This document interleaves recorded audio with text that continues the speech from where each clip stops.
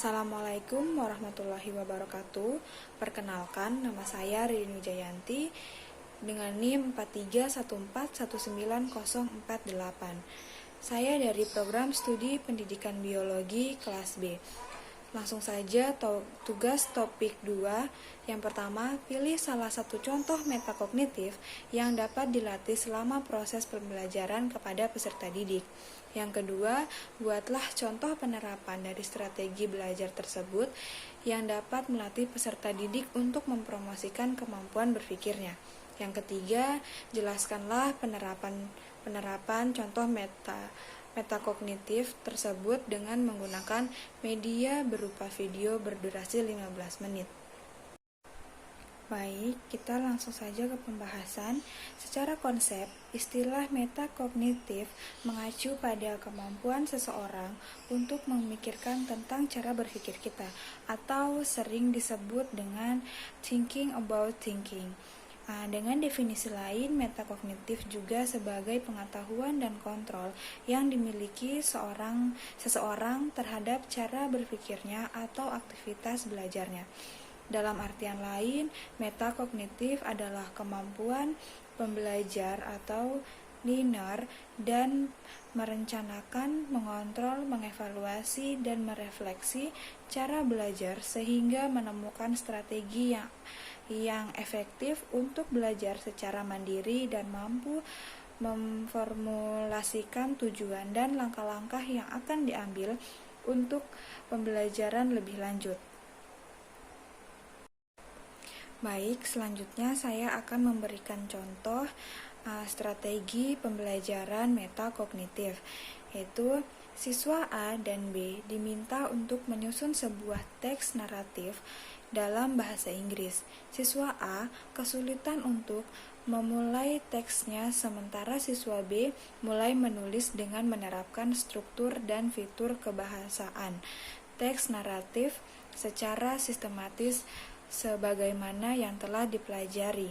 Siswa A kemudian mencoba merefleksikan kembali teks-teks narasi berupa legenda-legenda populer, cerita-cerita yang pernah dia dengar, dan lainnya, kemudian mengaitkan dengan struktur teks yang pernah diajarkan di kelas. Tidak hanya sampai di situ, siswa A menemukan bahwa cara yang lebih efektif dalam memahami teks naratif yaitu dengan mengidentifikasi teks-teks sejenis dan menjadikan sebuah model teks yang dapat ia ikuti sebagai pedoman penulisannya. Kemudian, siswa A berpikir bahwa masing-masing teks memiliki kompleksitas perbendaharaan kita yang berada sehingga dia memutuskan untuk mencari teks naratif sejenis, misalnya legenda Nusantara yang memiliki kesamaan fitur. Contohnya menunjukkan siswa A telah mampu menggunakan strategi metakognitif dalam pembelajaran, di mana dia mampu mengidentifikasi kesulitannya, menemukan pemecahan masalah, merefleksi dan mengevaluasi, menyusun roadmap pembelajaran yang akan dijalankan, dapat menyusun teks naratif. Seorang pembelajar dengan kemampuan metakognitif yang baik akan dapat memprediksi sejauh mana mereka dapat memahami apa yang mereka pelajari dan apa yang mereka harus lakukan agar pembelajaran mereka lebih efektif. Dengan memaparkan makna metakognisi tersebut, maka apa yang dimaksud dengan strategi metakognitif yaitu adalah strategi atau langkah-langkah dalam melatih seseorang untuk membiasakan belajar dengan mengedepankan metakognisi. Strategi metakognitif melatih seseorang dalam belajar dengan mengedepankan higher order thinking skills dalam skema pembelajaran reflektif. Selanjutnya yaitu langkah-langkah sederhana yang bisa dilakukan dalam pembelajaran metakognitif. Yang pertama, pre-assessment atau self-assessment. Guru menulis beberapa pertanyaan terkait materi sebelumnya, meminta siswa untuk menuliskan pada selembar kertas tanpa menulis nama. Pertanyaan terkait tentang topik, kendala, tantangan penerapannya dalam kehidupan sehari-hari. Guru meminta siswa untuk mendiskusikan mengapa kendala muncul, pemecahan masalahnya, dan apa yang akan dilakukan jika berada pada situasi yang sama. Yang kedua, perangkat organisasional. Perangkat organisasional ini pada berupa checklist, rubrik, atau peta konsep. Siswa diminta mengisi refleksi berupa checklist, rubrik, atau peta konsep terkait refleksi pembelajaran. Yang ketiga itu ada thinking aloud. Di sela-sela pembelajaran, guru dapat secara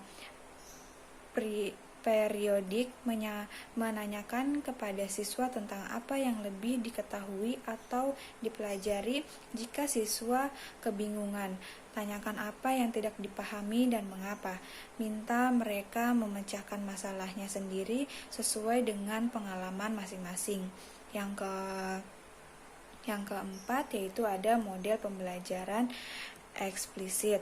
Model pembelajaran eksplisit dapat berupa langkah-langkah atau siklus pembelajaran atau teaching dan learning cycle yang secara eksplisit diajarkan kepada siswa. Sebagai contoh, dalam pembelajaran bahasa Inggris berbasis teks, model pembelajaran yang biasa digunakan diantaranya building knowledge of field, mana masing-masing tahapan secara eksplisit diajarkan kepada siswa.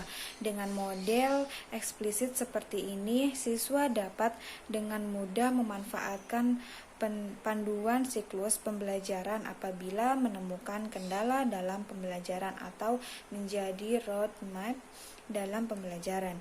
Nah, yang terakhir itu ada jurnal refleksi.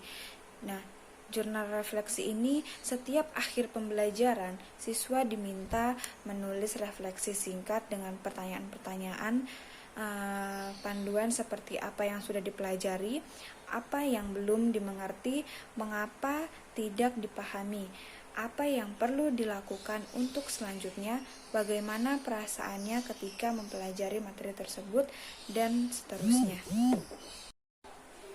Sekian video dari saya, kurang lebihnya mohon dimaafkan. Wassalamualaikum warahmatullahi wabarakatuh. Terima kasih.